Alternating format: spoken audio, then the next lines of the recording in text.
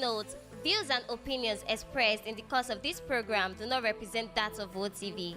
Therefore, this channel is not liable to any legal action that may result from this program. Ẹ kú dédé àsìkò yìí o. Ẹ sì kú kalẹ̀ ní gbogbo ibi tí ẹ bá ti ń gbọ́ ọwọ́jà iléeṣẹ́ ìkànnì OTV lórí ètò ọmọ Oòduà tó ń dé sí ojú ìwòran yín. Àdìgún olódòdó ràwọ̀ ni mò ń jẹ́. Láì ní fi àkókò ara wa ṣòfò lórí ètò tòní, mo fẹ́ kẹ́ bá ń wá pèrè fìdílé àbẹ́ bá ń fìdí tí a pèrè mọ́lẹ̀ o.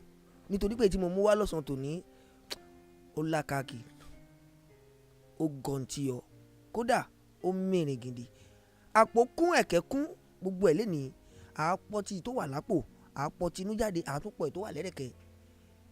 Nítorí pé àrìn àwọn àgbà bọ̀ nílẹ̀ Yorùbá wọ́n ní àìrìn jìnnà ńlá ìrábò kí ọ̀kẹ́rẹ́. Bẹ́ẹ̀ dà bá rìn títí àárí tó ju erin lọ nínú ojú. Ẹ jẹ́ kí n bẹ̀rẹ̀ ètò tòní báyìí, àmọ́ kí n tó bẹ̀rẹ̀ ètò ẹ jẹ́ kí n rán wa létí o pé bẹ́ẹ̀ ṣe wà lórí ètò tòní pẹ̀lú mi, ẹ máa bá mi pín ètò yìí. Ẹ jẹ́ kí wọ́n gbọ́ wa láké, kí wọ́n gbọ́ wa lóko, nítorí pé n ta fẹ́ sọ lórí ètò tòní. Mo mọ̀ pé ẹ̀yin náà ti ń retí ẹ fẹ́ gbọ́rọ̀ lénìí. A wá wù mí kẹ́ fún wa ní àsìkò, kẹ́ fún ètò tòní ní àsìkò, kẹ́ lè gbọ́ full update lẹ́nu wa àti lẹ́nu àwọn tájọ wà lórí ètò lónìí, nítorí pé kì í ṣe mi nìkan ni mo fẹ́ túkọ̀ ètò tòní. Ọ̀rọ̀ pọ̀ nílẹ̀, omi pọ̀ lámùtẹ́ máa bù mu fúnra wa. Ẹ bá ń poníwọ̀, ẹ bá ń pẹ́ lẹ́yìn, ẹ para ké, ẹ para òkò, ẹ pè wọ́n lọ́wọ́ àrọ̀gùn àga, kájọ kọ́mọ olùbọ́pọ̀ lórí ètò tòní, kájọ wá gbọ́n tuntun èyí tá a mú wá lórí ọ̀rọ̀ ìṣẹ̀lẹ̀ ikú Dogo èyí tó ṣẹlẹ̀ ní ìrà ńlá lẹ́pẹ́ lájà nípínlẹ̀ Èkó. Ọ̀rọ̀ yìí ó ń ràn mọ́ bí iná pápá, àmọ́ Èdùmàrè àbáwádẹ́rù ẹ̀ tó báyìí náà láti fẹ́ tukọ̀ ètò tòní o. Ẹ jẹ́ kí n máa sọ fún wa báyìí pé àwọn ẹbí Dogo wọ́n ti ní agbẹjọ́rò lórí ọ̀rọ̀ ìṣẹ̀lẹ̀ ikú Dogo yìí.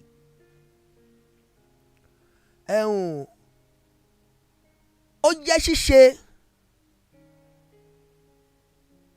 nípa pé wọ́n ní lọ́ọ̀yà yìí nípasẹ̀ arábìnrin èyí tó jẹ́ ògbóǹtarìgì nídìí iṣẹ́ ìlera ìtọ́jú ara tá a mọ̀ sáwọn doctors and nurses. Igun bíi táwọn kan mọ̀ tán yà sí làwọn ò lè sọ fún yà mọ́ iṣẹ́ tí wọ́n ń ṣe lélẹ́yìí. Àwọn náà ni wọ́n ṣagbátẹrù bí àwọn ìdílé Dogo bí wọ́n ṣe ní agbẹjọ́rò. Èmi wá ń fi dá yín lójú lórí ètò tòní wípé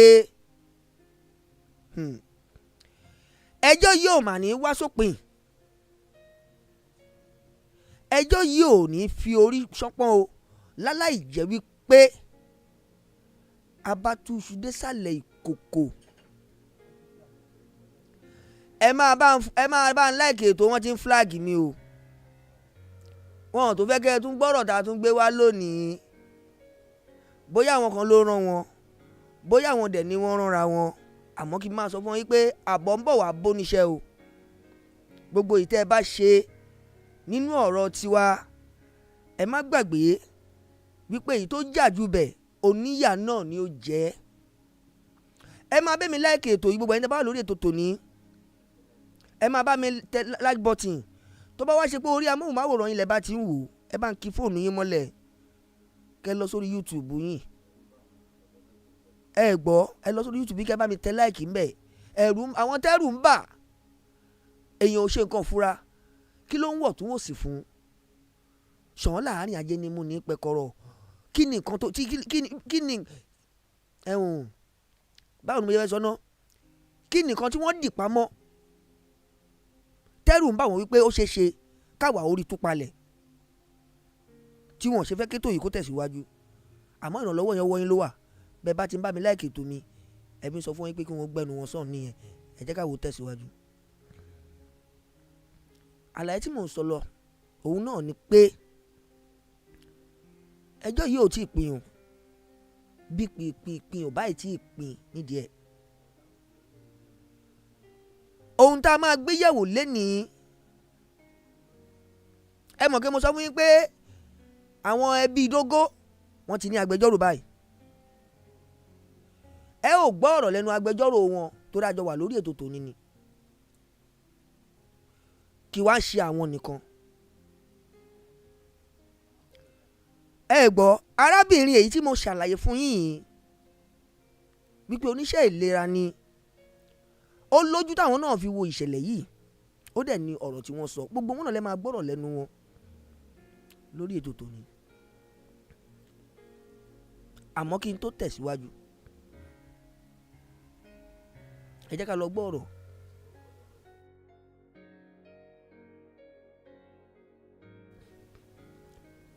ẹ má bínú kí n tó tẹ̀síwájú lórí ètò tòní ẹ jẹ́ ká lọ gbọ́ ọ̀rọ̀ lẹ́nu arábìnrin yìí.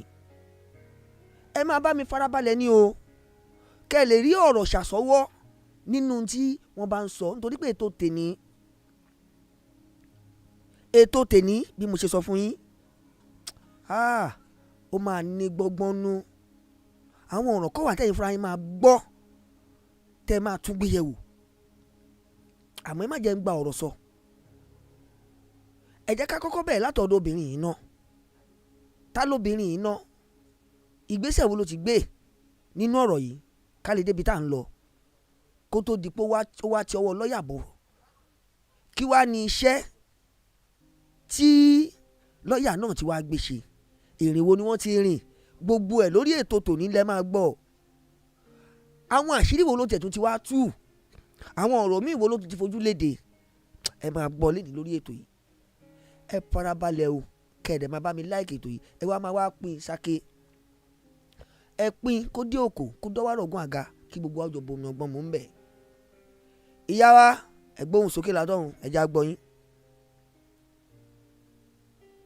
ẹni pààrọ̀ Dogo pé mo mọ Dogo rí pàṣẹ but ngbà tó broadcast kinní yẹn lórí Facebook ni mo rí incident yẹn tí mo ṣe rí Dogo tó wà liveless on the floor tẹ́jẹ̀ ń yọ jáde lágbárí ẹ̀ tó ń yọ nímú tó ń yọ lójú tó ń yọ ní gbogbo ẹ̀ mo sọ pé lè yí sọ́kàwé fọlù even gan tó bá jẹ́ story build téèyàn máa ṣubú látòrí story building bíi mẹ́ta gan tó ga ẹ̀jẹ̀ lè má jáde nímú lójú lẹ́nu bẹ́ẹ̀ yẹn. ìyá ẹ̀dọ́nà ṣe rí for security reasons fún nítorí ààbò àti ìṣọ́ a ò ní ṣe àfihàn ojú wọn ó di eyín ohun ẹnu wọn lásán òun náà lè máa gbọ́ àmọ́ gbogbo ń tẹ́ bá ń gbọ́ ń bẹ̀ ẹ̀ máa bá mi ta kókó tẹ̀síwájú. so ìgbà tí mo dẹ̀ rí pé Mr. Makinde lọ gbé kinní yẹn mo send wọn ní message pé àwọn fà nípa Dogo ọkọ jẹ́ ká mọ̀ tó ṣe ń lọ mo rí pé wọ́n fèsì mo pè wọ́n lórí phone but tí mo ṣe bá wọn sọ̀rọ̀ mo mọ̀ pé there is something happening pé wọ́n ti fẹ́ máa kó wọn láyà jẹ or something wọ́n ń dẹ́rù bà wọ́n. So from the comment section of the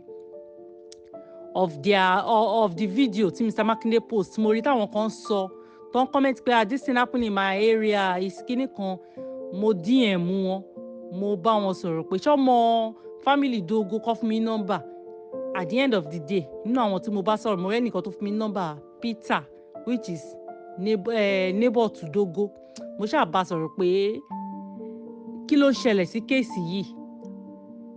Peter yẹn ó jẹ́ Haúsá náà but tó sọ pé òun pẹ̀lú Dogo yẹn àwọn jọ múra wọn lè mọ̀ pé àwọn òun ṣe family but neighbor ni wọ́n but they are the same Haúsá Christian per se.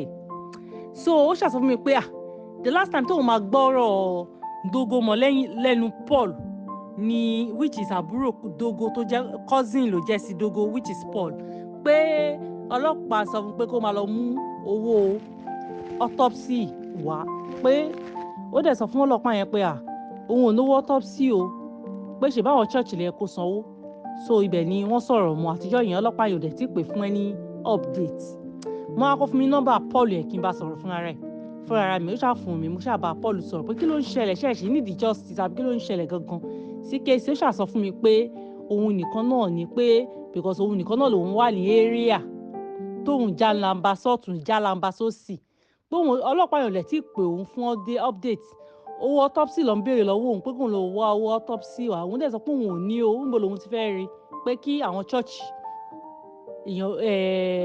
wọn lèèyàn kú sí pé àwọn ni kó sanwó pé òun kọ́ lòun máa lọ máa wó owó autopsy wá. mo máa pòkè tó bá pọ́ fẹ́ justice èmi máa kàn ní ẹ̀tẹ̀ mọ́ media guy kan tó máa fún ní woman rights activist ní Nàìjíríà tó máa bá jà fún justice if it is truly they killed him. So mo ṣáà fún ní nọ́mbà media guy yẹn ìyẹn ṣáà bá sọ̀rọ̀ pé òkè kó pẹ́ ọlọ́pàá yẹn èlò lówó autopsy kó jẹ́ ká gbọ́ gbà tó pọ́ ọlọ́pàá yẹn pé èlò lówó autopsy ọjọ́ yẹn tó sọ fóun o pé òun fẹ́ máa lọ wá owó lẹ̀ fún autopsy ọlọ́pàá yẹn wá kó má wọrí mọ́ pé but kó wá sí station lọ́jọ́ kejì ìgbà tó máa lọ sí station lọ́jọ́ kejì ọlọ́pàá fún ní ìwé yẹn túmọ̀ sí pé ó fẹ́ ṣe autopsy family Dogo fẹ́ ṣe autopsy lórí Dogo pé kó sign ni so nǹkan tó sign ọlọ́pàá yẹn kó má wọrí nípa owó kó àwọn máa ṣe autopsy yẹn but ìjọ́ táwọn bá fẹ́ ṣe àwọn máa jẹ́ kó mọ̀ láti lè present láti ṣe autopsy yẹn so from there media guy yẹn ó mú lọ sọ́dọ̀ lọ́ọ̀yà ní Ìkẹjà ó ṣàsọ gbogbo ẹjọ́ tí gbogbo ẹ̀ ṣe jẹ́ fún lọ́ọ̀yà yẹn ṣàsọ fún pé kó lọ mú lẹ́tà wá lọ́jọ́ kejì pé kó mú wá òun máa take matter yẹn up so ìgbà tí Paul lọlé ó ṣàlọ́kọ lẹ́tà pé this lawyer barrister Ogunlana will be acting as our lawyer now kìnìkan gbà wo ó ṣà draft lẹ́tà yẹn ó ṣàlọ́ mú fún lọ́ọ̀yà yẹn ẹsẹ̀kẹsẹ̀ náà ni lọ́ọ̀yà yẹn ti pe IPO ìyẹn pé okay I'm in charge of this case now please I want to see you. tó obìnrin tí ẹ̀ ń gbọ́ ohun ẹ̀ yìí tó wà lórí ètò pẹ̀lú wa yìí àwọn gangan ni wọ́n gbé lọ́ọ̀yà fún ẹbí àwọn Dogo fẹ́yìn tẹ̀ ṣe ń darapọ̀ mọ́ wa ohun wọn lẹ̀dẹ̀ ń gbọ́ yẹn ìdí tá a ṣe tó ṣe rí bẹ́ẹ̀ náà ni pé fún ààbò àti ìṣọ́ èèyàn gbọ́dọ̀ máa ṣọ́ ara ẹ̀ ohun tí wọ́n fẹ́ sọ yìí ọ̀rọ̀ ni ọ̀rọ̀ ńlá ni ìyẹn la ṣe wò kó dáa àwọn náà tẹ̀ ti sọ tẹ́lẹ̀ pé àtúnjú àwọn ò fẹ́ kí ohun àwọn faramọ́ ẹ tẹ̀síwájú. níjọ́ Wednesday yẹn náà lọ ti lọ sí ọ̀dọ̀ IPO yẹn gbà tó lọ ó sọ pé mo ló bẹ́jọ́ dé báwo ni ẹjọ́ báwo ló ṣe ń lọ ó sọ pé òun wà ṣúọ̀ pé inú gọ́tà ni Dogo kú sí ìyẹn ọkọ báwo ló máa yẹ wà ṣúọ̀ ṣé ẹ ti ṣe investigation ni ṣé ẹ ti interrogate anybody ó sọ pé wọ́n ṣì wà lọ hospital nǹkan tó sọ nìyẹn ok àwọn wo tí mo suspect kankan wọn fáwọn kan àwọn tóun mú ni wípé àwọn tó bọ́ọ̀nù church tó ta ẹran pẹ́ẹ́nì tó tẹ̀ ta ẹran ó sọ pé ẹni tó ta ẹran fún ó sọ pé àbúrò Dogo ìkan lára àwọn àbúrò Dogo ló ta ẹran fún òun tóun sẹ́ fọwọ́dì owó sí i àbúrò Dogo dẹ̀ sọ fún pé òun ò mọ̀ nípa ẹ̀ pé kí lorúkọ ẹni tó sẹ́ǹdì owó sí ó ṣàlùwẹ̀ orúkọ ẹni tó transfer sí já àwọn orúkọ ẹni yẹn so pé kò sí family àwọn kọ̀ọ̀kan tó transfer ẹni owó sí o so ó ṣàṣọ pé tóun fẹ́ ṣe autopsy òun máa pè wọ́n so ìgbà tó di ìlànà lọ́ọ̀yà yẹn lọ sí scene yẹn ó ṣáà explain ó analyse nǹkan tó rí everything so ó analyse everything torí ó gbé ládàá sí pé báwo ni flap máa ṣe rí báyìí tẹ máa sọ pé èèyàn gbé ládàá sínú ẹ̀ tó dẹ̀ ti wọnú ẹ̀ báwo ló ṣe possible báwo làyè yẹn ṣe máa gba ládàá ńlá yìí àti òun papọ̀ nínú kínní because gbogbo fídíò tí mo rí lọ́dọ̀ yín nípa assistant pastor àti pastor tí ibi tó ti ń sọ̀rọ̀ mo send díẹ̀ sí wọn ó ṣe analyse ẹ̀ pé báwo ni ẹ sọ pé ó drown tí èèyàn bá drown gan ṣó máa forí gbá ni ṣèbí èèyàn máa ń jí ìwọlẹ̀ ní tó bá ti drown inú omi wo lèèyàn fẹ́ fi ti drown omi tí ò dé ìlàjì igi tó ti bọ̀ as at the time tí ìṣẹ̀lẹ̀ yẹn ṣẹlẹ̀ omi yóò débi kankan ẹni tó dẹ̀ ga ẹ̀dẹ̀ sọ pé ó drown tí èèyàn bá drown báwo ni ẹ̀jẹ̀ ṣe máa yọ ní parí lágbárí ṣe wá ní kàyéfì nìyẹn o so lọ́ọ̀yà ó sọ pé àwọn máa kọ lẹ́tà sí IPO Gafar pé we want to do our own independent autopsy pẹ̀lú government ọjọ́ máa ṣe papọ̀ together ni táwọn church náà bá fẹ́ pe pathologist ó wà right káwọn church náà kọ́ pe pathologist wọn wá kí everybody rí nǹkan tí wọ́n ṣe kó má di pé wọ́n máa lọ dáwọ́ rú. So we want to invite our own pathologist kí wọ́n jọ ṣe kíní ẹ̀ pẹ̀lú tí ìjọba pé ok nǹkan tá rí rè tí o kò ní sí pé ẹnìkan wà cheated by the side. So ibi tá a fi ẹnu kò sí nìyẹn. IPN sọ pé tóun bá fẹ́ ṣe autopsy òun máa pe family Dogo. So lawyer máa right ẹ̀ maybe ọ̀la which is Monday pé we are interested to invite our own pathologist to do the autopsy too with the government official tó máa ṣe with the government pathologist tó máa ṣe pathologist yẹn tó máa ṣe pathology forensic pathology lórí corpse yẹn. So mo ṣáà béèrè lọ́wọ́ Paul pé ìgbà tó check ẹ̀yà ara kìíní yẹn ní police station ṣé ẹ̀yà ara ẹ pé ó sọ pé ojú nìkan làwọn lè check tẹ́gẹ̀ tí ń yọ yẹn pé but ẹnu yẹn òun try láti là òun ò rí là ó ti padé pa láti wò bóyá àwọn yẹn wà níbẹ̀ pé but ó kó òun fi stylishly òun sáré touch òun jẹ́ káwọn ọlọ́pàá yẹn mọ̀ òun sáré touch ẹ̀ mọ́ wọn pé àwọn ọlọ́pàá lè jẹ́ lọ́wọ́ náà kó má touch tó bá sọ kọ́kọ́ ṣí fún ẹ gan máa ṣí pé kò wò ó. Mo ṣáà pé since tó yẹ pé òtẹ̀ ti check okú ẹ̀ òdẹ̀ ti check ẹnu ẹ̀ pé ó sọ pé ẹnu ẹ̀ ti dè pa tó bá ti jẹ́ autopsy kò sọ fún àwọn doctor tó wà níbẹ̀ wọ́n á fún oníkẹ́míkà kan tó máa fi sí wọn lẹ́nu kẹ́ni tó bá kú tó bá fẹ́ check ẹnu ẹ̀ tó máa fi là á kó sọ fún wọn wọ́n á jẹ́ kó rí okú ẹ̀ náà ìwòwò ló máa ṣe autopsy fún wọn. So you will be able to see the private parts if there's anything wrong with it. So ibi tá wà nìyẹn we want to know the cause of his death because all the things they are telling us is not, we are not buying that. I'm a health professional, so I'm not buying that story at all because for somebody to call kó tó lè ṣe bleeding jáde ó máa ní iye eye tó máa jábọ́ àti wípé Dogo plumber veteran ni àwọn kó ti ń ṣe for years. Peter àti Paul tó jàbúrò rẹ̀ ní láti máa sọ fún mi pé gbogbo ibi táwọn tẹ̀lé lọ kò kó sínú sọ́kàwé rí pumping machine lọ pé ó máa ń lò tó máa fi pipe tó máa fi máa fa omi yẹn jáde lọ sí ibi tó bá fẹ́ fa omi yẹn lọ bẹ́ẹ̀ ni pé kẹsọ pé àwọn tó ń kó ìgbẹ́ ṣáláńgá ọ máa kó sínú sọ́kàwé láti máa kó ṣe pipe lọ máa kó sílẹ̀ lọ́dẹ̀ máa fa kíní yẹn lọ sí ibi tó bá fẹ́ fà lọ. So Peter àti Paul sọ pé láti jọ́tà tí bá ṣiṣẹ́ yẹn kò kó sínú sọ́kàwé pumping machine ló máa lò tó lè máa fi pipe yẹn tó lè máa fà jáde kíní ni pé tó bá dẹ̀ fẹ́ ṣiṣẹ́ yẹn ó máa ń lo kerosene ó máa da kerosene àti cambad ó máa dà sínú kíní yẹn so kíní yẹn ò ní lè máa rùn àwọn ìgbẹ́ yẹn kò ní lè máa rùn kó tó di pé ó lo pumping machine pé nígbà táwọn dé ibẹ̀ lọ́jọ́ yẹn tó sọ pé ó kú kò tẹ̀ tí ì ṣiṣẹ́ kankan kò tí ì lose pumping machine yẹn rárá kò tí ì fi ṣiṣẹ́ ó sì dé pa síbẹ̀ ni ìgbà tí ìṣẹ̀lẹ̀ burúkú tó ṣẹlẹ̀ sí Dogo yìí tó máa ṣẹlẹ̀ ó sì dé pa ni síbẹ̀ ni so nǹkan tó ń fún wa ní kàyéfì nìyẹn. So autopsy tá fẹ́ ṣe ló máa tan ìmọ́lẹ̀ sí gbogbo nǹkan tó ṣókùnkùn sí wa autopsy àtàn ìmọ́lẹ̀ sí tí wọ́n bá da ọwọ́ rú.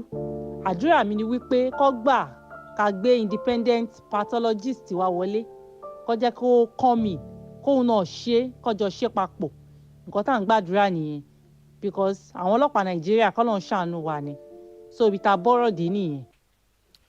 tó ìyá mi ẹ mà ṣe o Ọlọ́run ní gbóhùn ẹnu yín gbogbo ẹ̀yin aráalé ẹni tí mo ṣe lálàyé fún yín wípé ó gba lọ́ọ̀yà fún àwọn ẹbí Dogo àwọn lẹ gbọ́ ọ̀rọ̀ lẹ́nu wọn tán yẹn o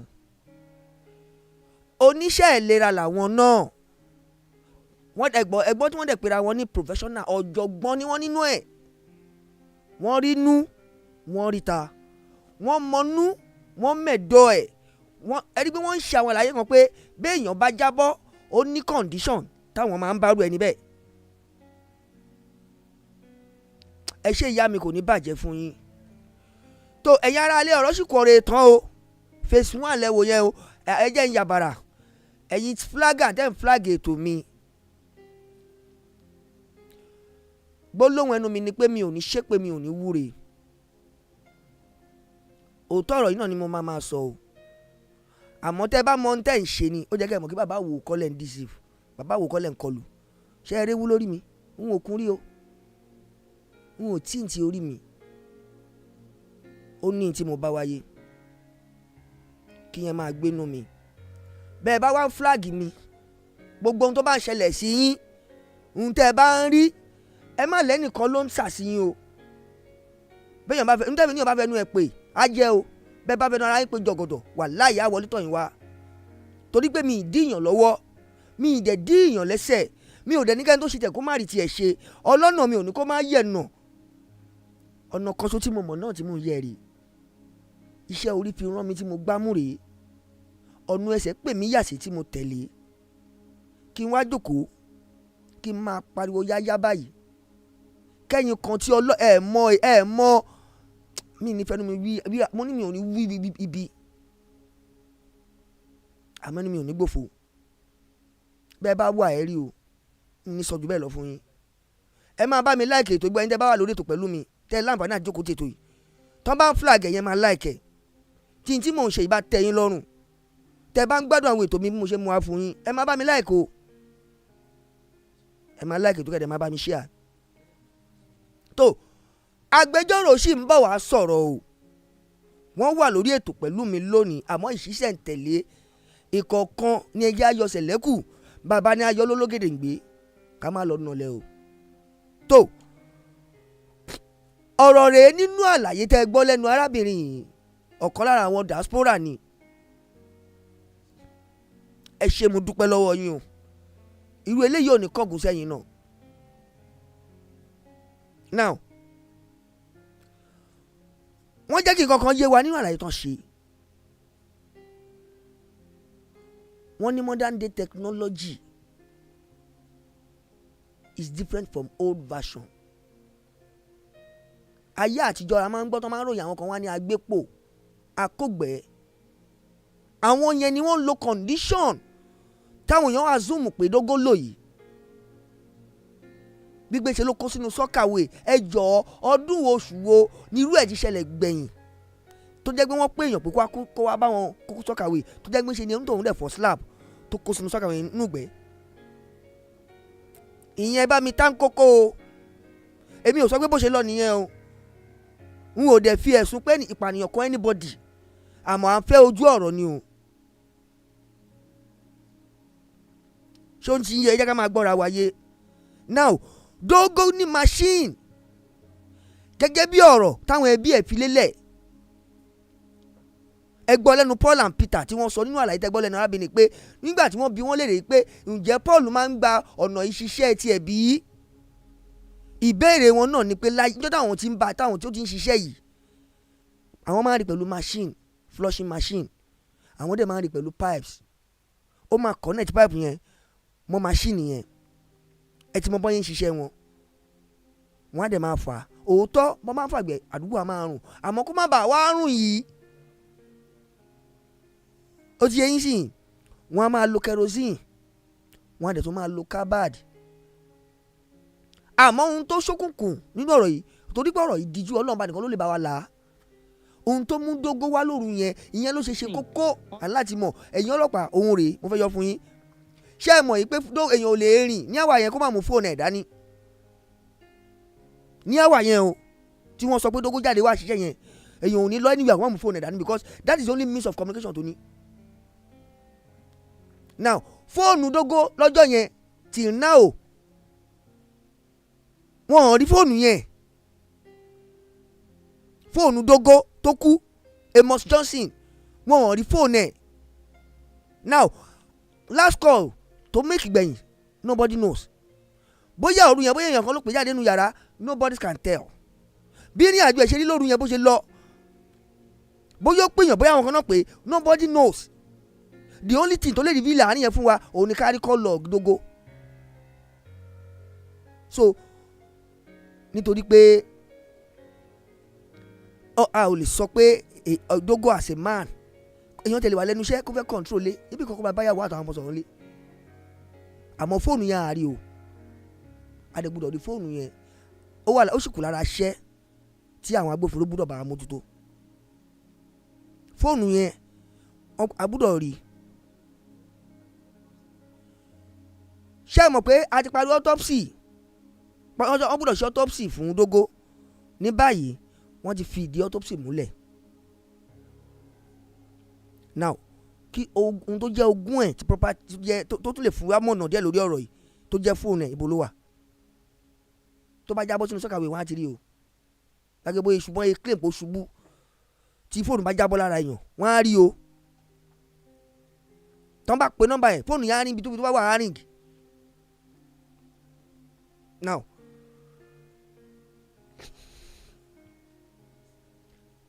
ní báyìí mi ò fẹ́ sọ̀rọ̀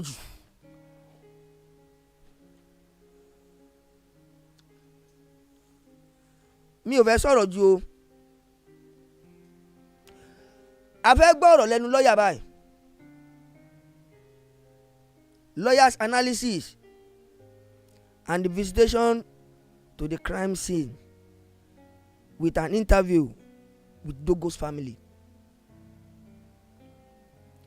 Lọ́yà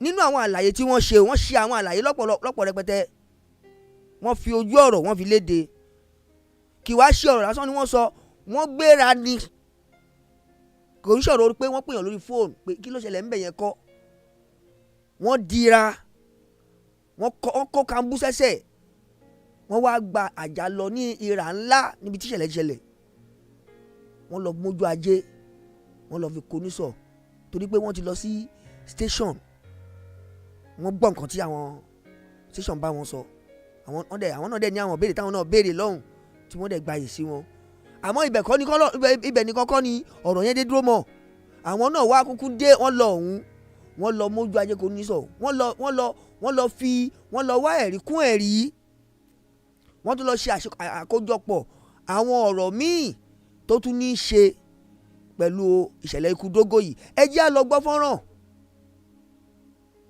mo ní fídíò tí mo fẹ́ play fún yín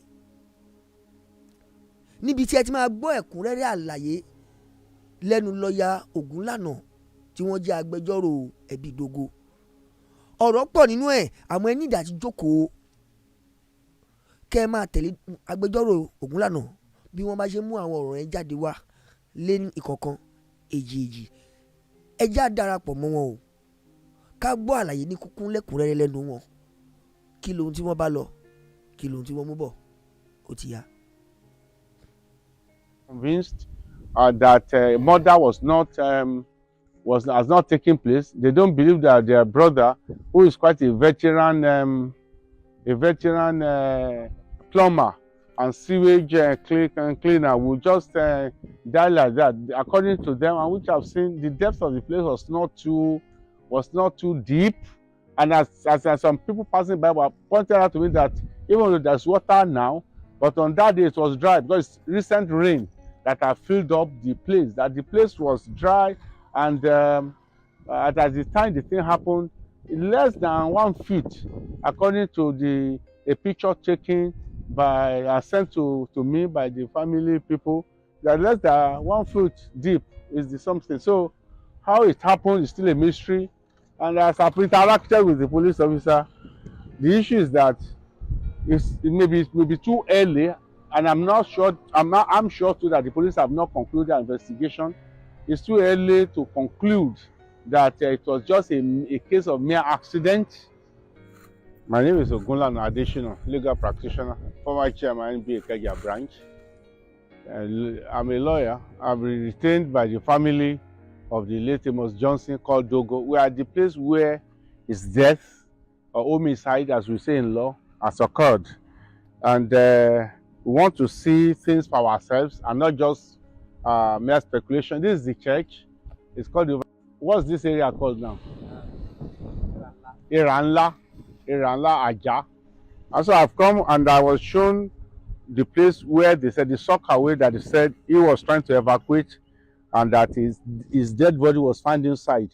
This is the entire length of the depth of this thing, and the visit became necessary to avoid less speculation and more facts. I've been to the police headquarters, SCID, Manti, 2 days ago to meet the IP of the case of D4, a gentleman, an officer called Superintendent of Police Jafar, and I met with him, with the members of the family of the deceased, and as well as a colleague in chambers.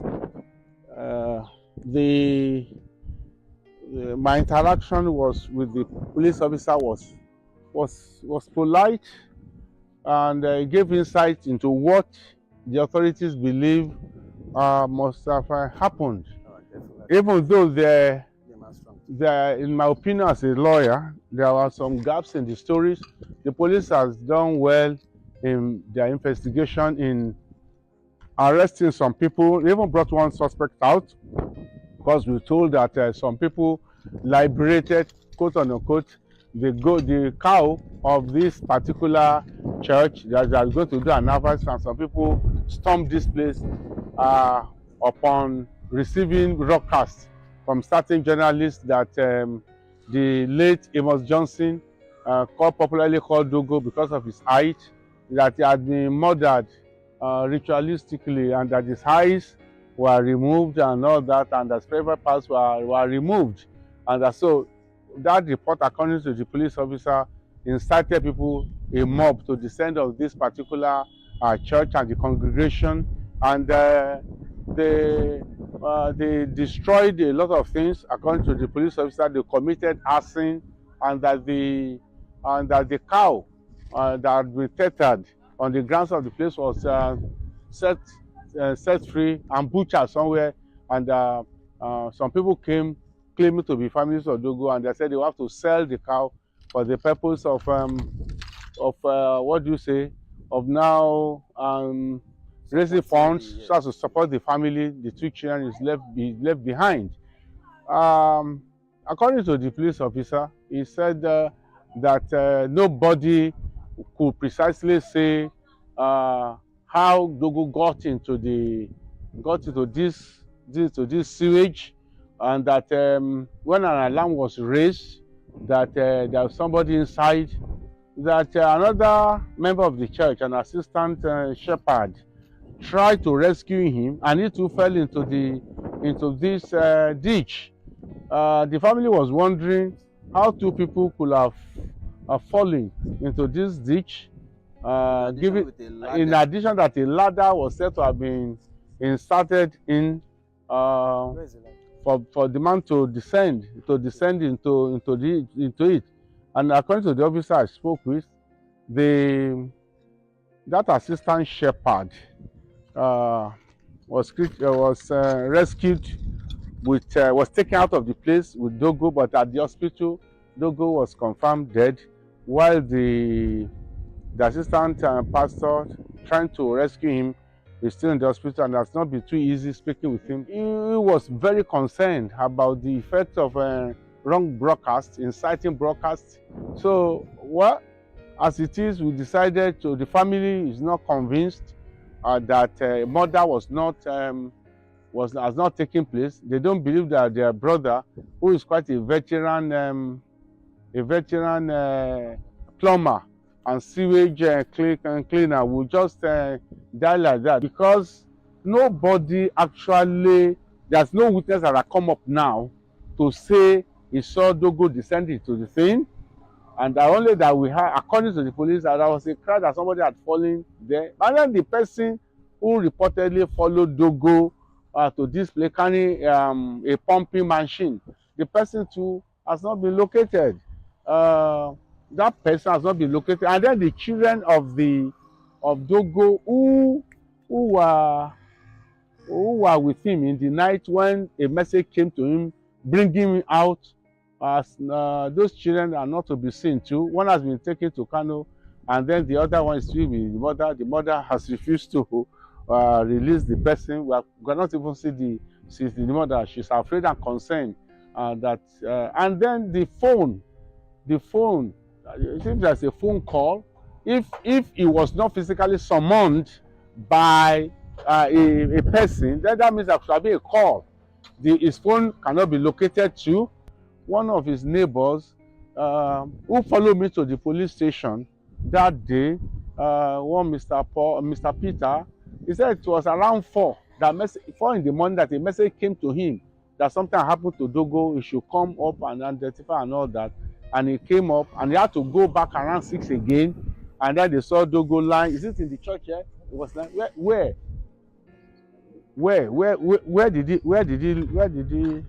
did they put his body? This is where it was laid. It was laid here.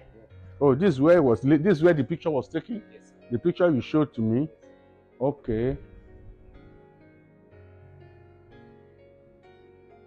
I saw a picture of where blood appeared to be coming from the nostrils of the deceased now, Amos Johnson, and his clothes appear torn.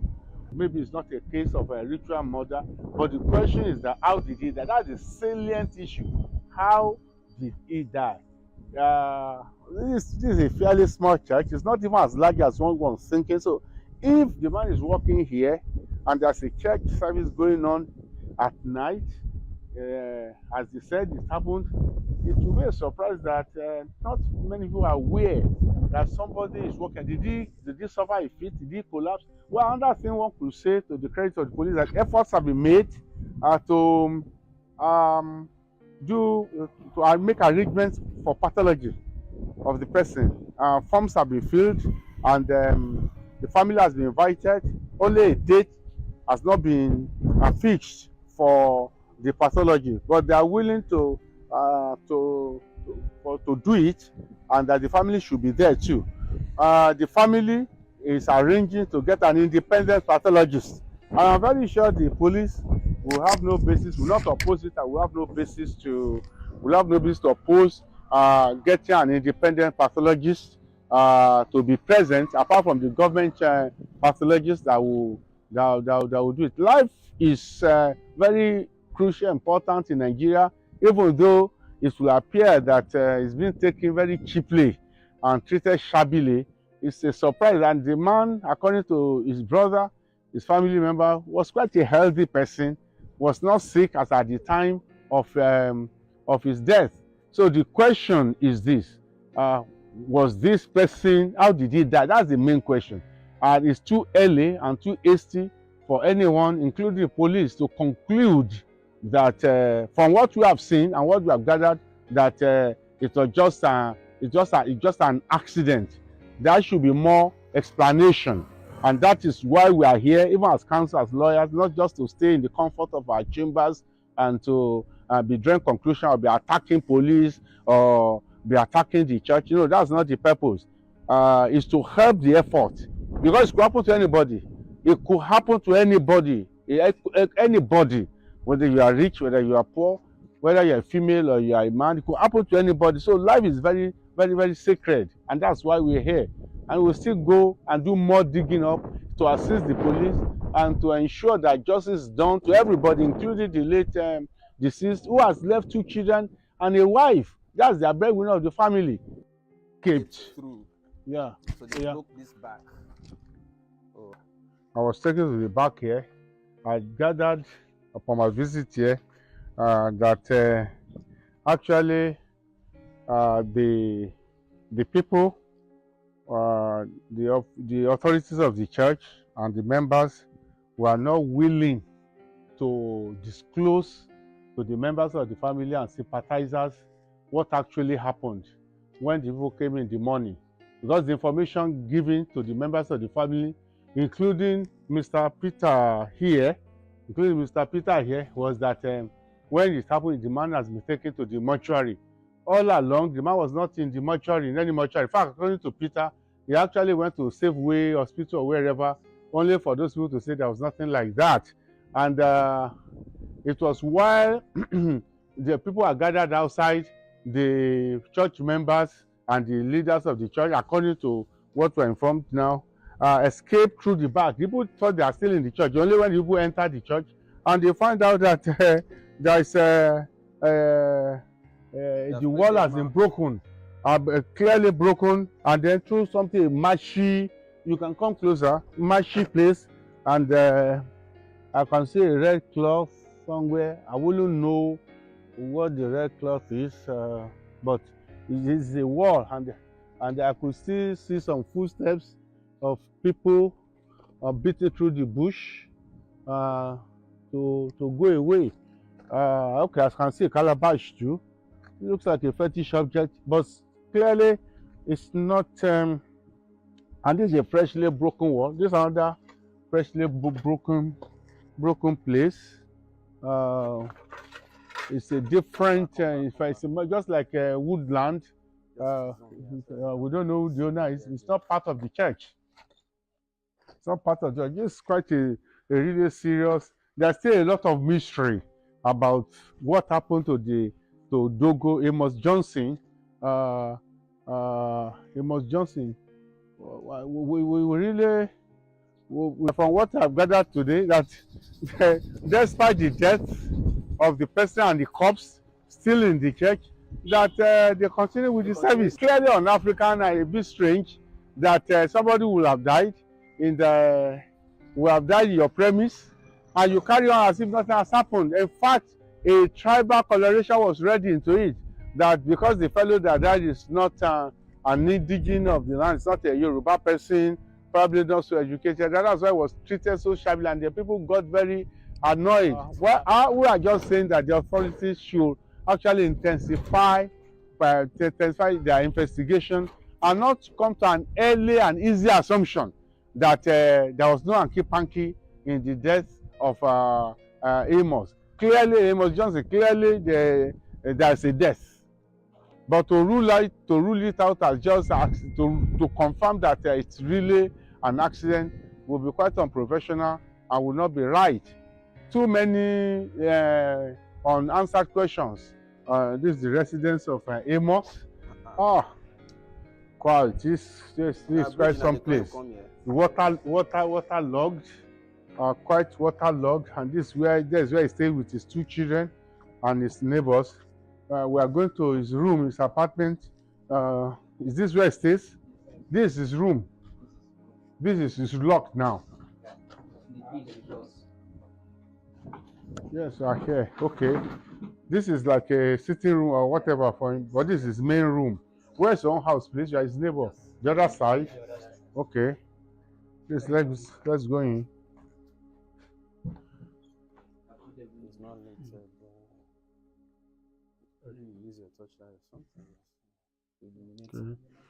Right. This is the room of the. Okay. We are in the room of the late Amos Johnson, alias Dogo. This is where his humble abode, where he stays with his children, 2 children. We understand his family. His wife does not stay with him, but he stays. Yes. Do you have any picture of this here? Oh. This is you. This one, let's see. All his pictures? Yes. Yeah. This is humble abode. Is this his son? Yes, that's his primary. Okay. Okay. It's a pity. Excellent. Academic performance, excellent conduct, distinction, general remarks, well-being, and advocacy. Well,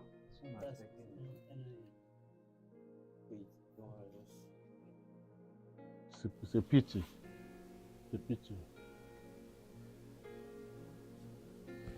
tó fídíò tí mo ṣàfihàn ẹ̀ fún yín yẹn agbẹjọ́rò barrister Ògúnlànà tí wọ́n gbà fún ẹbí àwọn Dogo òun ni ẹ̀ ń rí tí wọ́n ṣe àwọn àlàyé tí wọ́n dẹ̀ mú àwọn ọ̀rọ̀ jáde. Kẹ́ máa bá mi di àwọn ọ̀rọ̀ yẹn o, kẹ́ dẹ̀ máa bá mi fi sínú ìwé ìrántí. Ibi tẹ́rí tí wọ́n wọ̀ lọ yìí, ibẹ̀ náà ni Dogo fi ṣe ibùdó tó tẹ̀dó sí tó ń gbé àtòun àtàwọn ọmọ ẹ̀ wọ́n jẹ́ ká mọ̀ wípé ìyàwó ò bá gbé. lẹ́yìn eléyìí ìyànnàná sì ń bẹ fún yín tẹ̀ máa gbọ́ àmọ́ ẹja tẹ̀síwájú náà ká bá lọ́ọ̀yà ìdílẹ̀ ká gbọ́n tí wọ́n fẹ́ sọ ó ti yá. This is humble abode.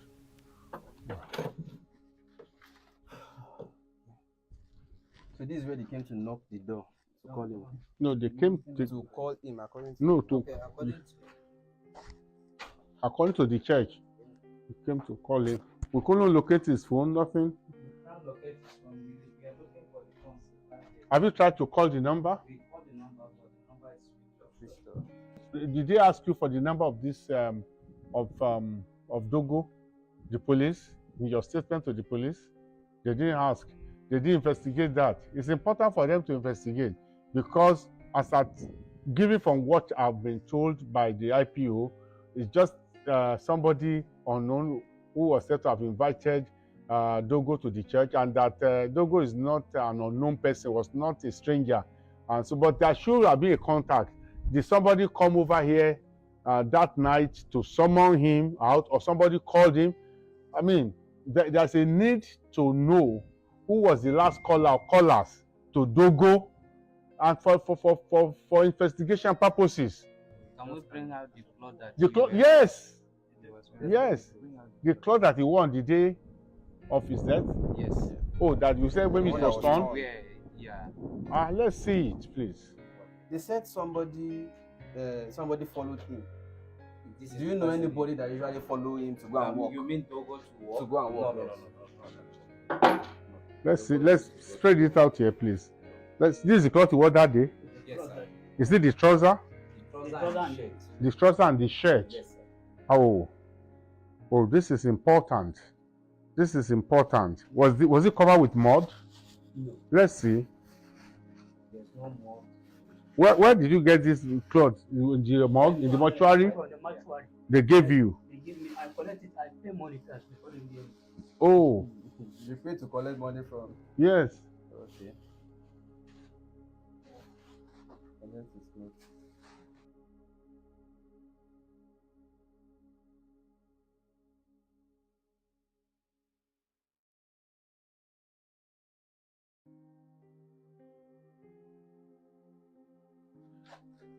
No, let's. I want to see the full length of the The trousers. Of the see trousers. Yeah. Not just broken. no here Put it here. on the. Spread it out. Yes. I want to see whether there's mud. Lord. Please leave the place. Leave the place. Let's see the cloth. And why is it torn like this? Does it normally dress like this? No. Look at The the shirt neck. is okay. That's the neck. That is the shirt you normally use for work. For work. Why is it so tattered like this? Is it no? Normally, is it this tattered? When No. it's full, It's Yes, full sir. complete. full. Complete. Who tore it like this? We don't know. You don't know. That's how we That's left it. how we saw it On his body. Yes, sir. Please film this and take pictures too. It's important, even for the pathology. Absolutely. Even for the pathology, it's important. Thanks for the wisdom of paying Yes, to collect it. to collect it. The police didn't bother about all this, did they? No.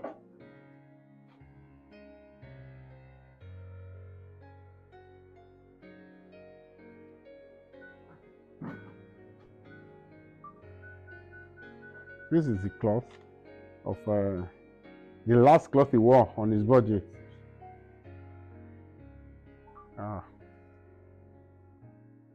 Just I can see that it's dirty, but why is it torn? That's my concern. Why is it torn? So badly torn. On that very day, there was nothing like this dirty on the cloth. It's because, because of we the tied it squeeze inside the it. line. Okay. There was no dirty at all. But what about the? I'm particular about the. Who tore it like this? Honestly, that's what we can't tell. Is it not a sign that there was a struggle? Is it not a sign that there was a struggle? But this the man they call Dogo must have been a tall man. When they call you Dogo from the northern part of the country, that's it. Yes, it's You are tall. So for this.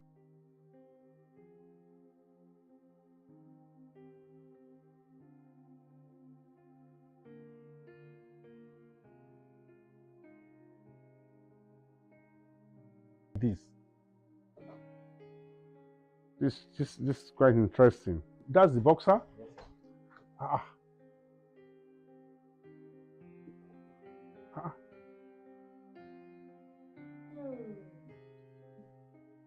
It was torn. This also torn. And why is it so this dark spot? Okay, put it there.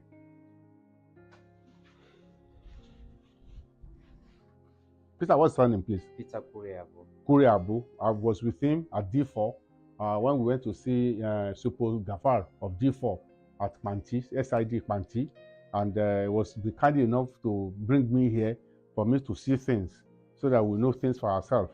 And what's your name, madam? Taiwo. Yes, Taiwo is with me. She's a neighbor too, and she's told me a bit of what happened. The little, you know, that he had noises around 4 in the morning, but she had to go to school.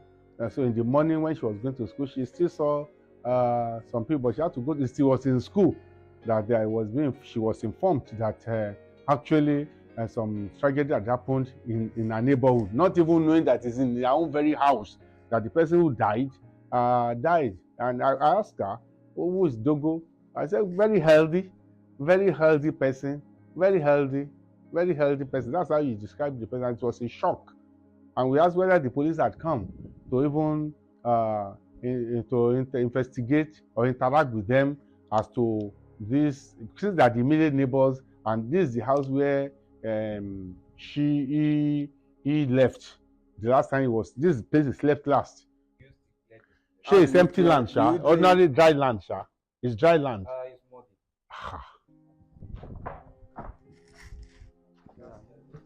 So this is your own apartment.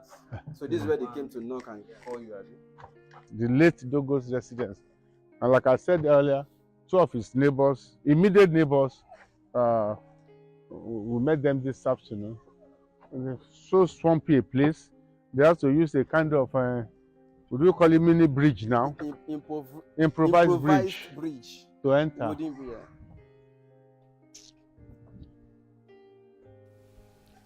tó ẹ mọ̀ káàbọ̀ padà o kẹ́ ẹ bá lè mọ̀ irú èèyàn tí Dogo jẹ́ wípé mẹ̀kúnnù Ọlọ́run ni ẹ wonú ibi tí Dogo gbé pẹ̀lú ọmọ méjì ẹ wo bómi ṣe yí wọn ká nínú ilé àkọ́kù tí wọ́n fara sí tí wọ́n ṣe àtúnṣe àwọn ọba bí tí wọ́n fẹ́ pè láàyè tí wọ́n ibẹ̀ ni wọ́n wọ̀ sùn ibẹ̀ ló ti ń jí jáde láràárọ̀ ibẹ̀ náà ló ti jáde lóru gànjọ́ níjọ́ tí wọ́n ló lọ ṣiṣẹ́ ní ilé ìjọsìn yìí ńlá ṣe mọ̀ọ́mọ̀ mo fọ́nrán yẹn wá lára wọn wádìí tá a ṣe ni ìgbé kẹ́yìn fúnra yín ó lè mọ̀ pé bàbá ń sọ̀rọ̀ Dogo báwo ni Dogo gan ṣe jẹ́ mẹ̀kúnnù Ọlọ́run lásán ni tó jẹ́ pé from hand to mouth ni kóhun ó tó jẹ káwọn ọmọ méjì tó wà lákàtà ẹ̀ kí wọ́n ó tó jẹ tó Dogo ti kú báyìí báwo ni ìgbésí ayé àwọn ọmọ méjèèjì ṣe fẹ́ rí tó ẹ jẹ́ wọnú ọ̀rọ̀ tí lọ́ọ̀yà sọ o kì í mú àwọn kókó ọ̀rọ̀ jáde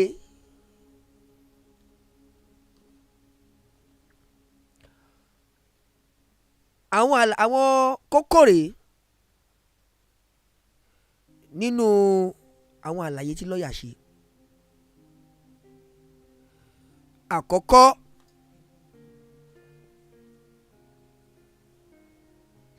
Dogo cloth was torn on death. Níjọ́ tí Dogo kú yẹn aṣọ ẹ̀ fàya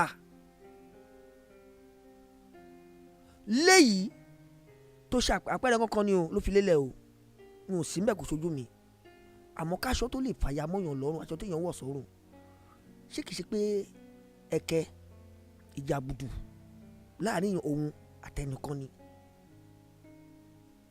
ọ̀rọ̀ òye rèé o ẹjẹ́ àjọ fòye gbé torí wọ́n lọ́rọ̀ ṣùnùkùn ojú ṣùnùkùn ló yẹ ká fi wò ó àwọn tó dẹ̀ wà ń bẹ̀ lọ́jọ́ náà wọ́n ní ìsìn lọ nínú ilé ìjọsìn ni o. Ẹni tí wọ́n pè ní igbákejì olùṣọ́ yóò máa lóun jáde tẹ́ bá gbọ́dọ̀ àlàyé tó ṣe pé òun wọlé òun lọ bọ́ṣọ òun mú torchlight nígbà tó òun gbọ́ gbáragbàgàgà pé nǹkan kan tó níta àmọ́ kó òun tó débẹ̀ àwọn ti bá Dógó nínú sọ́kàwé. A ò débẹ̀ àwọn orí kò ṣojú wa o àmọ́ ìwádìí tá a ṣe ló ń fojú àwọn ọ̀rọ̀ wọ̀nyí wọn. Now Paul sọ pé Paul tí mò ń sọ yìí ó dàbí bí ọmọ ẹ̀gbọ́n bí ọmọ àbúrò ní sí Dógó, that is your cousin. tó bá pèyàn ní cousin ọmọ ẹ̀gbọ́n àbọ̀mọ àbúrò ló máa jẹ́. Paul yìí ló wá sọ̀rọ̀ wípé òun lòun gba aṣọ Dógó ní mọ́ṣúárì o àmọ́ kí wọ́n tó gbé aṣọ yìí fóun ẹ ti gbọ́ ṣáájú nínú fọ́nrán wípé òun yánlẹ̀ òun kunlẹ̀ lọ́dà òun ṣọwọ́ kú dúró ṣé ibi tí ìlú wa gbé dé rèé òkú tó ti kú sọ́run tí ò rẹ́yìn mọ́ aṣọ tó wọ̀ sọ́run lásán ẹgbẹ́ ẹbẹ́ kó fáwọn ẹbí ẹ̀ àfi kí wọ́n tún mówó wá tó bí wọ́n bá wá sọ pé nǹkan ẹ̀yà ara ń sọnù nínú ilé mọ́ṣúárì ṣáwa lè sọ pé rọ ni. ẹ̀yin mọ́ṣúárì attendant kí ló dé ṣé ó le tó yìí ní iṣẹ́ tẹ́ ṣàǹṣe wọ́n ń sanwó oṣù ẹ̀ fún yín bíjọba bá dẹ̀ jẹ yín gbèsè ẹ pariwo síta á gbà lẹ́nu yín àsọdọ̀rin àwa náà á jà fún yín àmọ́ kẹ́ wá dòńdó pé jalẹ́já máa jẹ sanra yìí bẹ́ẹ̀ bá ní èèyàn tó kú tẹ̀dẹ̀ mọ́ pé ìfúnra yín èèyàn ni ibi tó ń lọ yẹn ẹ̀yin náà ń lọ ọbẹ̀ ńjọ́ kan ta ni kó aṣọ orú èèyàn bẹ́ẹ̀ fáwọn ẹbí ẹ pé àti bá yín pààkẹ́ o kódà ibi tó ṣe fọ àti fọ́nú ẹ̀ aṣọ èèyàn yìí ni ẹ máa kó lọ kọ́ńtẹ̀ wàá nà kan sí yín pé ẹ gbà wọn fún àwọn kan ta yín lọ́rẹ́ ni ẹ béè lọ́wọ́ àwọn bẹ́ẹ̀ bá kọ̀ fún ọ náà kò tí ì pọ̀ jù nítorí àyè tó wà torí pé wọ́n sì ń sunkún èèyàn wọn lọ́wọ́ èèyàn wà nínú ìbànújẹ́ ẹ tún wá ń pọnmi ìbànújẹ́ kún irú ẹni bẹ́ẹ̀ lọ́kàn ṣé dùnú wọn ni owó tí wọ́n fi fún yín lọ́jọ́ náà àmọ́ ẹ ti gbowó ojú yín ti wálé àbí ẹ máa bá ń pín ètò kó máa kàn wọ́n o gbogbo àwọn tí wọ́n jẹ́ mọ́ṣúárì workers mọ́ṣúárì attendant tẹ́ ń gba òkú lọ́wọ́ olókùú tọ́jú ara àwọn wà tẹ́ ń wù rè o ara àwọn wà tẹ́ ń wù tó ń ba ayé lójú jẹ́ tó dẹ̀ ń ba ìjọba lójú jẹ́ torí pé iṣẹ́ ìjọba lẹ̀ ń ṣe wọ́n dẹ̀ sanwó oṣù yín fún yín tó ẹni tí wọ́n mú ẹni tó jí màálùú tó gbé òbẹ́sẹ̀rẹ̀ kọ́ lórí o tó gbé gbójú wíńdò láláì lọ́mọ ọ̀dọ̀ èyí tún ga àbí ò ga ẹ̀yin pa màálùú ẹgbẹ́ màálùú ẹ pa màálùú àti ẹ̀rí fọ́nrán ẹ̀ adé ti ṣàfihàn ẹ̀ náà àti sọ̀rọ̀ lórí ẹ̀ gan ọ̀gbẹ́ni ọ̀hún tó ń wò pàkó bíi màálùú rọ́bẹ̀ òun ló lọ jí màálùú gbé tí wọ́n fẹ́ fi ṣàdọ̀dún ní church ó wá lóun fẹ́ ta màálùú ó ní àbúrò Dógó lòun gangan ta màálùú yẹn fún tó dẹ̀ ṣe owó sóhun ẹ gbọ́ tí ìyẹn ṣe àbúrò Dógó ṣe owó sóhun nítorí pé àwọn làwọn ta màálùú yẹn fún ìdíwọ́ ló wá láwọn ṣe ta màálùú fún ó ní nítorí ìgbáyé gbádùn àwọn ọmọ Dógó for Dogo's children's upkeep òun ò lọ ṣiṣẹ́ kó pawó dé kó kanlẹ̀kùn lé Dógó káwọn ọmọ Dógó yọjú àbẹ̀bí Dógó ẹ gba owó yẹjọ ẹ máa bá a ná lórí àwọn ọmọ ẹ ó wá fẹ́ fowó àbúṣàbù lálejò àmọ́ irọ́ ló wà mẹ́ o tó máa ń pè kan ní white lie irọ́ funfun ni ẹ̀yin agbófinró ṣe ti wà lọ́wọ́ yìí àwọn fámìlì Dógó torí pé àwọn fámìlì Dógó kan ti sọ pé ohun tó sọ yẹn ẹni tó lóhun tà fún yẹn sọ pé irú abala àárọ̀ ni ipò òun àti àwùjọ dúnàdúrà ó dà wọ́n wá ń bílẹ̀ ìpẹ́ ẹni tó ṣòwò sí kí lórúkọ ẹ̀ wọ́n bílẹ̀ ìpẹ́ nígbà tó lóò ta màálù òṣà ni wọ́n ṣòwò sí ẹ lórí àkáǹtì ẹni tó ṣòwò sí ẹ orúkọ wo ló wà ń bẹ̀ kò rí ọkàn sọ o la fi ń sọ fún yín pé èyí tí ọ̀gbẹ́ni yẹn sọ, ọ̀gbẹ́ni ajímàlú gbé yìí tó sọ yìí irọ́ ló wà ń bẹ̀. àwa ò gbà lóòótọ́ ọ̀rọ̀. ẹ̀yin ará iléeṣẹ́ ń bá mi dè é, ẹ máa pín o, kẹ́ni máa bá mi láìkẹ́. tó nínú àlàyé tí lọ́ọ̀yà ṣe níjọ́ tí Dogo lọ ṣiṣẹ́ yìí, wọ́n lẹ́hìn sọ pé ẹnìkan tẹ̀lé,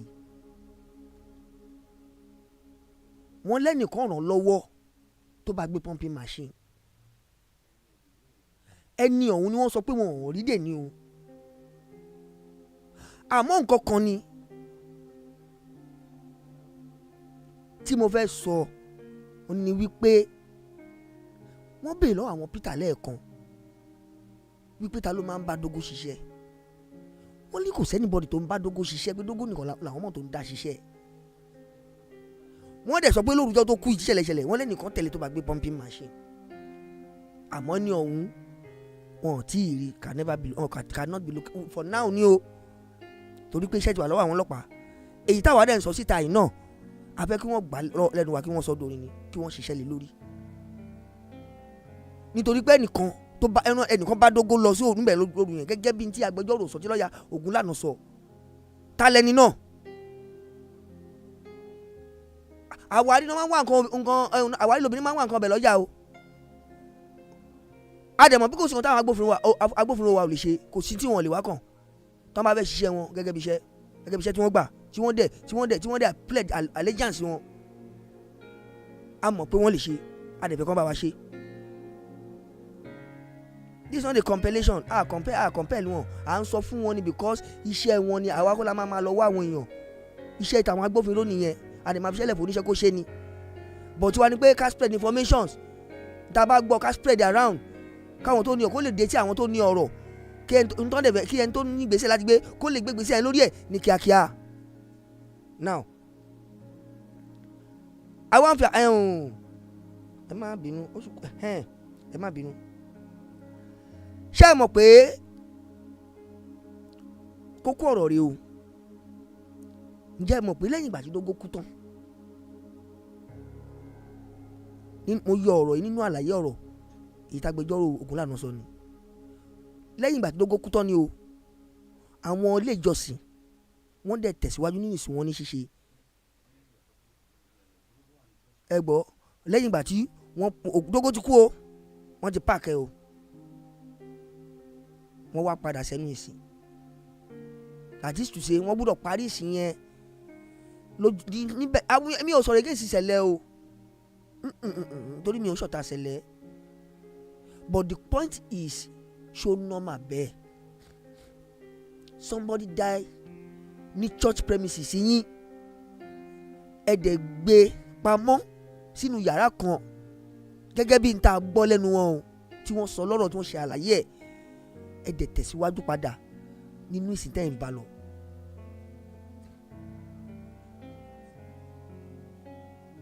but ẹ má gbàgbé wípé wọ́n ti kọ́kọ́ sọ wípé àwọn ilé ìjọsìn ti gbé òkú Dogo lọ sí mọ́ṣúárì o. àwọn ilé ìjọsìn àwọn Celestial Church yìí, gbólóhùn tí wọ́n fi lé ta tẹ́lẹ̀ ni pé àwọn ti gbé Dogo lọ sí mọ́ṣúárì, gẹ́gẹ́ bí nǹkan tí a gbọ́ tó dẹ̀ pé lẹ́yìn wa ò rẹ́yìn, òun náà ni òkú Dogo ló ṣẹ̀ṣẹ̀ fojú kan wò nínú yàrá, ọ̀kan lára àwọn yàrá tí wọ́n kọ́ sáyìíká ilé ìjọsìn. tó ẹ̀yin èèyàn, èyí tá a gbọ́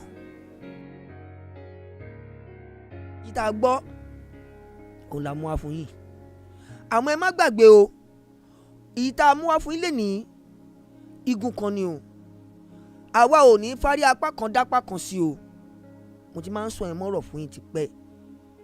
èyí tá a bá gbọ́ nígun kìíní àmúwá ẹ̀ gbọ́, èyí tá a bá gbọ́ nígun kejì á sì mú bọ́. nítorí pé àwọn tàdó àwọn Dogo la gbọ́ yìí, àwọn ọ̀rọ̀ tó dẹ̀ jáde ńbẹ̀ náà la mú tọ̀yìn wáyìí. à ń retí ìtọ̀dọ̀ àwọn ìjọ mímọ́ o, àti ìwádìí táwọn náà bá ṣe, àti autopsy result èyí tí wọ́n fẹ́ gùnlé láti ṣe fún Dogo, tá a dẹ̀ mọ̀ pé ó máa jáde láìpẹ́ kò pẹ́ yìí. bó bá ti wá jáde, ẹ̀yin ẹ má wọ́rí o, ẹ ti mọ̀ wá lánàá kó tó dè ní ọ̀rọ̀ inú ilé nípa ẹran olófòfó ń ṣe ẹni ó jẹ́ ẹ̀rí ibi jẹ́ ẹ̀ràn dé gan olófòfó la pè yóò jẹ́ kọjá abẹ òun lọ́rọ̀ bàbá wo èmi ò mọ̀rọ̀ dé mọ́nú n ò dẹ̀ mọ̀rọ̀ fi sẹ́yìn kọ́bọ̀dù gbogbo ohun tí n bá rí nítorí pé májẹ̀mú tí mo bá Ọlọ́run mi dá ni pé ayé tí mo wà yáyé òdodo ni òdodo náà ni ó sì ṣe tí mo bá fi kú bí n bá wá ń ṣòdodo yìí bí mo bá ń ṣòdodo yìí lọ náà tọmọ aráyé wá rí i pé wọn ò lẹ́tọ̀ọ́ tọ́nà ooru mi ń má wọn a jẹ́ pé ibi tọ́lọ́ ni mo parí iṣẹ́ tèmi sí mo parí iṣẹ́ sí yẹn àmọ́ òdodo kò ní yẹ kò ní ṣe nínú tẹ́ máa gbọ́ lẹ́nu mi látara báyìí à ń fi dá yín lójú o ìgbé tá a bá ti lẹ́ni sìn gbọ́ láti ọ̀dọ̀ àwọn ìjọ mímọ́ ẹ padà rí bàbá wò àbídógó náà látọ́ bá tó rí gbọ́ ẹ tún padà rí bàbá wò màá tún mú un wá sétí gbà tójú wòrán yín kẹ́ ẹ ṣáà máa bá wa follow up pẹ̀lú proof àti receipt evidences gbogbo ẹ̀ náà là ń ṣiṣẹ́ lé lórí ẹ̀yin ẹ ṣáà máa tẹ̀lé ètò yẹn jájọ máa tákájọ máa tọ̀ ọ́ torí pé bá a bá tọ̀ ọ́ ó ṣeé ṣe kó lọ dẹrun onídìí o àmọ́ kó má bàa dẹrun onídìí làwa ṣe ń ṣe táwa ń ṣe yìí ta ní nígbà gbogbo ẹ̀yin náà ń kọ́ ẹ dúró tì wá ní digbidigbi tó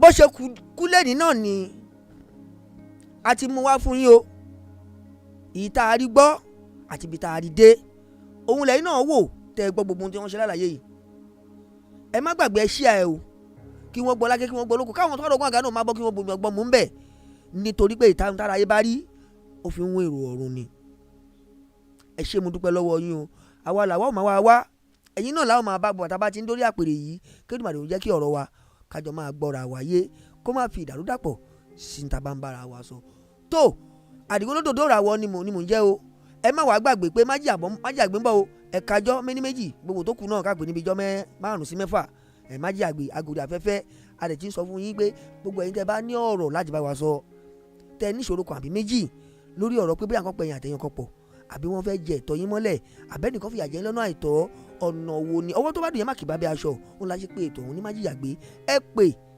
lẹ́yìn ètò kẹ́ bá wa sọ gbogbo ohun tẹ́ bá wa sọ bó dẹ̀ jẹ́ kọ́mẹ́ǹtì ni ẹ tẹ̀ ẹ́ sórí comment section wa a ó ka gbogbo ẹ̀ lákàgbádùn a ó dẹ̀ bá yín ṣiṣẹ́ lé lórí ìwé tó gbà tó ti jẹ́ pé iṣẹ́ tiwa èyí táwa gbà iléeṣẹ́ kan ní Owó TV ni tó ìjígbò ní mi ọmọ adétọ́ ọmọ adábọ̀ ọmọ alájẹkú jẹ́lẹ̀ máa fọkàn sára gbọ́dọ̀ mẹ́lùkù jẹun tó ti bá bàjẹ́ mi lọ́mọ ilé lọ́tọ̀ àmọ́ jẹ́jọ́ ẹjẹ́ máa dágbére fún ipa ṣètì ní òkùtọ́jọ́ ọ̀la kásùn láyọ̀ kájí láyọ̀ ire o. Please note, views and opinions expressed in the course of this program do not represent that of Owó TV. Therefore, this channel is not liable to any legal action that may result from this program.